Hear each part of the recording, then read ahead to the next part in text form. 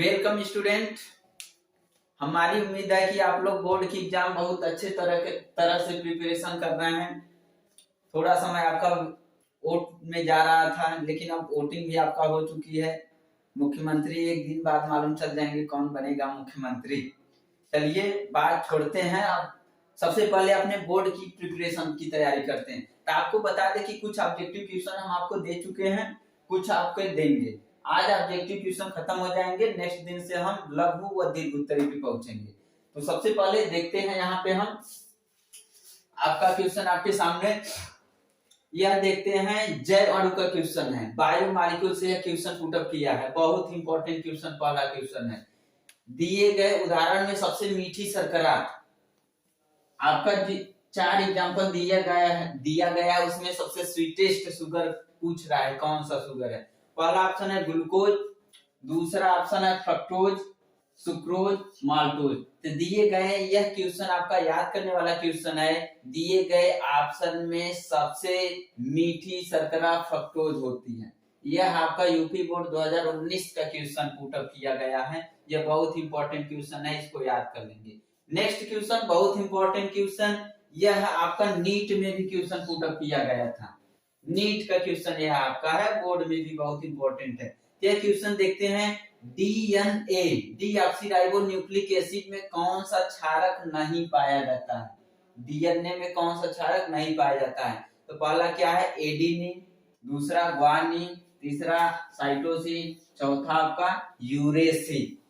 तो यह भी याद करने वाला क्वेश्चन है। इसमें डीएनए में कौन सा क्षारक नहीं पाया जाता है, यह आपका यूरेसिल आपका राइट आंसर हो जाएगा। एक बहुत शॉर्ट ट्रिक आपका है, यहाँ पे देखते हैं डीएनए। डीएनए में आपका जो क्षार होते हैं, बेसिस प्रेजेंट होते हैं, वह आपका एडिनिन होता है, थाइमिन होता है, ग्वानिन होता है और साइटोसिन होता है। लेकिन आरएनए में बस एक चीज अंतर होता है, थाइमिन की जगह क्या हो जाता है, यूरेसिल हो जाता है। यहाँ देखते हैं डीएनए में एडिनिन, थाइमिन, ग्वानिन, साइटोसिन, लेकिन आरएनए में थाइमिन के स्थान पे क्या हो जाएगा, यूरेसिल हो जाएगा। यहाँ देखेंगे आरएनए में एडिनिन, यूरेसिल, ग्वानिन और साइटोसिन प्रेजेंट होता है। नेक्स्ट क्वेश्चन की ओर चलते हैं स्टूडेंट। जल में विलेय विटामिन है, इसमें पुटअप किया गया है, जल में विलेय विटामिन कौन सा है। तो यह आपका बहुत इंपॉर्टेंट रेलवे का भी क्वेश्चन यह है, बहुत इंपॉर्टेंट रेलवे में एक क्वेश्चन आता है कि जल में कौन सा विटामिन विलेय है, कौन सा वसा में विलेय है। तो यहाँ में क्वेश्चन क्या पुटअप किया है, जल में विलेय विटामिन कौन सा है। तो जल में यहाँ देखते हैं ट्रिक लिखे हैं कि जल में जो विलेय होते हैं विटामिन, वह बी और सी होते हैं। जल में विलेय विटामिन कौन होते हैं, बी और सी। तो यहाँ पे बी ऑप्शन या सी ऑप्शन कहाँ पे है, तो सी ऑप्शन है नहीं, तो बी आपका राइट आंसर हो जाएगा। जल में विलेय विटामिन बी और सी होते हैं। अगर वसा में क्वेश्चन पुटअप कर दिया तो वसा में विलेय विटामिन कौन से होते हैं, ए होते हैं, डी होते हैं, ई होते हैं और विटामिन के होते हैं। बच्चों यहाँ पे आप लोग इसको बढ़िया से पढ़ लेंगे और राइट कर लेंगे। वीडियो को हम पॉज कर रहे हैं, फिर हम आगे बढ़ते हैं। नेक्स्ट, हेलो स्टूडेंट, हमारा उम्मीद है आप लोग पढ़ के राइट कर चुके होंगे, जिसको जरूरत होगी। नेक्स्ट क्वेश्चन की हम आगे बढ़ते हैं, देखते हैं बहुत इंपॉर्टेंट क्वेश्चन। रासायनिक बलगतिकी से यह क्वेश्चन पुटअप किया गया है, केमिकल काइनेटिक्स से। अवक्रिया की कोटि तथा आणविकता क्या होगी। अवक्रिया की कोटि और आणविकता क्या होगी। तो आप जानते हैं कोटि और आणविकता का डेफिनेशन, जो आपका कोटि होता है, ऑर्डर जो होता है, यह एक्सपेरिमेंटली कैलकुलेट किया जाता है किसी भी रिएक्शन का। लेकिन जो आणविकता होता है वह वैसा ही नंबर ऑफ रिएक्टेंट मॉलिक्यूल, अभिकारक की संख्या जितना रहती है, किसी भी रिएक्शन में पार्टिसिपेट करती है, वही इसकी क्या कहलाती है, आणविकता। तो यह बहुत इंपॉर्टेंट क्वेश्चन है, देखते हैं क्या है क्वेश्चन। यह आपका शुगर है, चीनी इसको बोला जाता है। C12H22O11 में जब हाइड्रोलिसिस कराते हैं किसी अम्ल की उपस्थिति में, तो ग्लूकोज और फ्रक्टोज का निर्माण होता है। तो पूछ दिया है इसकी कोटि और आणविकता क्या होगी। तो इसकी कोटि याद किया जाता है, इसमें देखते हैं वाटर जो होता है, वाटर की सांद्रता अधिक होती है, इसलिए कोटि में इसको कैलकुलेट नहीं किया जाता है। तो इसकी कोटि बस क्या होगी, यह एक है तो इसकी कोटि क्या हो जाएगी, 1। लेकिन रिएक्शन में कितने रिएक्टेंट, कितने अभिकारक पार्टिसिपेट कर रहे हैं, एक आपका यह शुगर, एक आपका H2O, 2। तो इस सिस्टम की कोटि 1 होगी और आणविकता 2 होगी। यह आपका राइट आंसर हो जाएगा। यह बहुत इंपॉर्टेंट क्वेश्चन है। कभी कभी इसको ऑब्जेक्टिव क्वेश्चन में यह रिएक्शन दे देगा, पूछ देगा कि इस रिएक्शन को कौन सी अभिक्रिया कहते हैं। तो इस अभिक्रिया को छद्म एकाणविक अभिक्रिया कहा जाता है। यह बहुत इंपॉर्टेंट है। इसको दो टाइप से पूछ सकता है, या तो दे देगा, पूछ देगा कौन सा अभिक्रिया है, छद्म एकाणविक अभिक्रिया है, या तो पूछ लेगा इसकी कोटि क्या है। इसकी कोटि, अगर कोई भी रिएक्शन में वाटर प्रेजेंट होता है मैक्सिमम जहां तक उम्मीद है, तो उसकी कोटि क्या होगी, 1, लेकिन आणविकता क्या होगी, 2। नेक्स्ट क्वेश्चन की ओर बढ़ते हैं। विशिष्ट चालकता का मात्रक, बहुत इंपॉर्टेंट क्वेश्चन है। विशिष्ट चालकता, यह आपका इलेक्ट्रोकेमिस्ट्री विद्युत रसायन से क्वेश्चन पुट अप किया गया है। विशिष्ट चालकता को कप्पा से डिनोट किया जाता है, के, कप्पा के से डिनोट किया जाता है। आप जानते हैं कप्पा को यही इसी से डिनोट किया जाता है। इसका एक फार्मूला होता है 1/r × L/A। तो आप लोग जानते हैं R को क्या बोला जाता है, प्रतिरोध, रेजिस्टेंस। R का मात्रक क्या होता है, ओम। R का मात्रक क्या होता है, ओम। लेंथ, लंबाई, सीजीएस पद्धति में लंबाई का मात्रक क्या होता है, सेंटीमीटर, ठीक है। एरिया का मात्रक क्या होता है, सेंटीमीटर स्क्वायर। तो जानते हैं 1 सेंटीमीटर आपका कैंसिल हो जाएगा। ओम और सेंटीमीटर दोनों जब टॉप में जाएंगे तो कि इसके पावर 1 है, यह स्क्वायर कट गया है तो दोनों इनवर्स हो जाएंगे। तो यह आपका बचेगा क्या, ओम इनवर्स और सेंटीमीटर इनवर्स। ओम को संकेत में क्या लिखा जाता है, ओम इनवर्स, सेंटीमीटर को इंग्लिश में सेंटीमीटर इनवर्स। तो दिए गए ऑप्शन में कौन मैच कर रहा है, ओम इनवर्स और सेंटीमीटर इनवर्स। तो यह आपका राइट आंसर हो जाएगा। आपको यदि विशिष्ट चालकता का यह फार्मूला याद है तो इसका मात्रक इजीली निकाल सकते हैं। नेक्स्ट क्वेश्चन की ओर बढ़ते हैं स्टूडेंट। यह देखते हैं लघुत्तरी क्वेश्चन का पुटअप कर दिया गया है, इसमें ऑप्शन नहीं है। तो देखते हैं इसमें क्वेश्चन क्या पुटअप किया गया है। दिए गए यौगिक का आपको क्या राइट करना है, IUPAC नेम राइट करना है। तो देखते हैं सिस्टम पहले क्या है, एल्कोहल का है कि कीटोन का है कि कार्बोक्सिलिक अम्ल का है, किसका है। जानते हैं आप लोग CO यहाँ पे है, CO के बोथ साइड, CO के दोनों साइड अगर आपका एल्किल ग्रुप जुड़ा रहता है तो उसको कौन सा ग्रुप बोलते हैं, कीटोन बोलते हैं। जनरली कीटोन का फार्मूला क्या होता है, RCOR-, मतलब CO की इस साइड भी एल्किल ग्रुप और CO के उस साइड भी एल्किल ग्रुप। तो कीटोन का IUPAC नेम क्या होता है, एल्केनोन होता है, जिसको राइट किया जाता है एल्केनोन। अब देखते हैं कि सिस्टम में कितना कार्बन है, 1 2 3 4 5। काउंटिंग उस साइड से होगा जिधर से आपका CO ग्रुप नजदीक होगा। तो इधर से देखते हैं CO ग्रुप 1 2 3। CO ग्रुप किस नंबर पे आ रहा है, 3 पोजीशन पे। हम राइट से देखते हैं 1 2 3, इधर से भी किस पे आ रहा है, 3 पोजीशन पे। तो दोनों इक्वलाइज है कि किसी भी साइड से हम काउंटिंग कर सकते हैं। तो इस साइड से करते हैं 1 2 3 4 5। 5 के लिए स्टूडेंट क्या होता है, पेंटेन होता है। 5 के लिए क्या होता है, पेंटेन होता है। आपका CO ग्रुप किस पोजीशन पे जुड़ा है, 3 पोजीशन पे। तो यहाँ क्या लिख देंगे, 3। लास्ट में क्या जोड़ देते हैं, ओन जोड़ दिया जाता है। तो यहाँ पे क्या हो जाएगा, ओन। यह आपका कीटोन का IUPAC नेम राइट हो गया। अब इसको बढ़िया से पढ़ने के बाद राइट कर लेंगे, फिर हम वीडियो को अभी। हेलो बच्चों, जैसा कि हमारे मतलब YouTube पे मैसेज आ रहे हैं कि सर आप फिजिक्स की क्लासेस चलाइए, बायो की क्लासेस चलाइए, तो हम आपसे ये कह रहे हैं बच्चों 1-2 दिन रुक जाइए, ठीक है। हमारे सर खाली हो जाते हैं, कुछ काम से व्यस्त हैं। खाली हो जाने पर हम आपके फिजिक्स की और बायो की क्लासेस चलाएंगे। आप लोग पेशेंस रखिए, जितने हमारे सर पढ़ा रहे हैं अभी आप उतने पढ़ते चलिए। इंग्लिश की क्लासेस और केमिस्ट्री की क्लासेस पढ़ते चलिए। आपको 1-2 दिन बाद से हम ये कोशिश रहेगा कि फिजिक्स और बायो की क्लासेस चलाई जाएगी, ठीक है बच्चों। बाय बाय बच्चों, और वीडियो को आप देखते रहिए।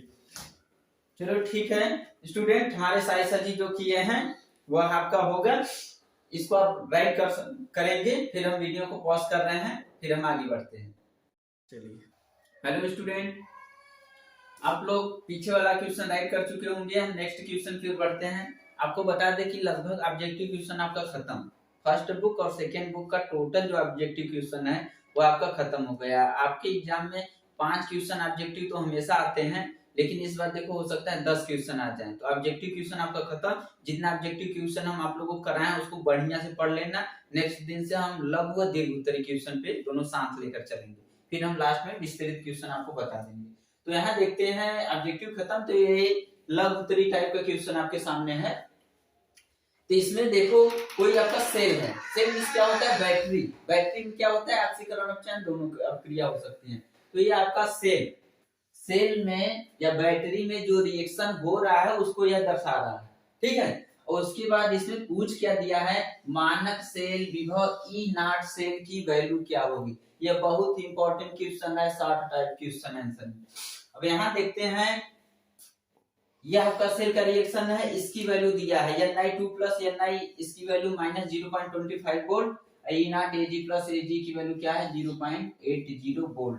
जानते हैं मानक सेल इलेक्ट्रोड विभव का निकालने के लिए एक फार्मूला होता है, E0 cell is equal to E0 cathode minus E0 anode. एक चीज और ध्यान देना है कि जो बैटरी में इस टाइप का अगर रिएक्शन लिखा जाता है तो जो पहले आता है उस पर ऑक्सीकरण होता है। क्या होता है, ऑक्सीकरण, मतलब निकिल का क्या हो रहा है, ऑक्सीकरण हो रहा है, ऑक्सीकरण हो रहा है। और एजी का क्या हो रहा है, अपचयन हो रहा है, अपचयन। तो ये आपको ध्यान देना है कि इस टाइप का अगर रिएक्शन राइट होता है तो पहले क्या होगा, ऑक्सीकरण, और बाद वाले क्या होगा, अपचयन। ध्यान देना है ई नॉट सेल का आपका फार्मूला होता है E naught cathode minus E naught anode. Cathode पे क्या होता है यह ध्यान देना है, कैथोड पे हमेशा क्या होता है, अपचयन होता है। क्या होता है, अपचयन। कैथोड पे क्या होता है, अपचयन, और एनोड पे क्या होता है, ऑक्सीकरण। एनोड पे क्या होता है, ऑक्सीकरण। तो इस वाले रिएक्शन में यहाँ देखते हैं एजी का क्या हो रहा है, अपचयन। तो अपचयन वाला पोर्शन हमको पहले लिखना है, इसलिए अपचयन वाला एजी प्लस एजी को पहले लिख दिए हैं। कैथोड की जगह हम क्या लिख दिए हैं, अपचयन जिसका हो रहा है। एनोड की जगह है जिसका ऑक्सीकरण हो रहा है। ऑक्सीकरण किसका हो रहा है, इस निकिल वाले का ऑक्सीकरण हो रहा है, इसलिए ऑक्सीकरण के स्थान पे हम निकिल का राइट कर दिए हैं। और इसका वैल्यू आपका दिया है Ag प्लस Ag की वैल्यू 0.8 वोल्ट। तो Ag प्लस Ag की वैल्यू हम क्या लिख दिए हैं, 0.80 वोल्ट। और Ni2 प्लस Ni की वैल्यू यहाँ से -0.25 वोल्ट राइट कर दिए। जानते हैं जब माइनस माइनस क्या होता है, प्लस होता है, तो 0.25 आ जाएगा। जब इसको हम ऐड करेंगे तो 5 में 0 जोड़ेंगे 5 होगा, 8 में 2 जोड़ेंगे 10 होगा। आपका जो डेसिमल दशमलव होता है, दो स्थान पे दशमलव लग गया, इतना आ गया 1.05 वोल्ट। यह आपका आंसर है। आपको बता दिया बहुत ही इंपॉर्टेंट क्वेश्चन है, लघु उत्तरीय क्वेश्चन का। ये हमारे हिसाब से इस बार एग्जाम में कंफर्म है आएगा। नेक्स्ट क्वेश्चन की ओर बढ़ते हैं स्टूडेंट।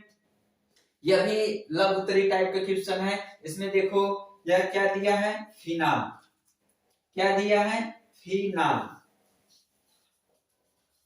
आपका फिनाल है, यह फिनाल में आर्थो पोजीशन पे मेथिल ग्रुप जुड़ गया है। मेथिल ग्रुप क्या होता है, मेथिल ग्रुप आपका इलेक्ट्रॉन डेंसिटी, इलेक्ट्रॉन घनत्व को अधिक कर देता है। और यहाँ पे NO2 जुड़ा है, जो आपका NO2 ग्रुप है वह इलेक्ट्रॉन घनत्व को कम कर देता है। का अम्लता का क्रम हमको सेट करना है, मतलब आपका 3 ABC, ए आपका कंपाउंड है, बी कंपाउंड है, सी, अम्लता का क्रम हमको सेट करना है। यह भी बहुत इंपॉर्टेंट क्वेश्चन है।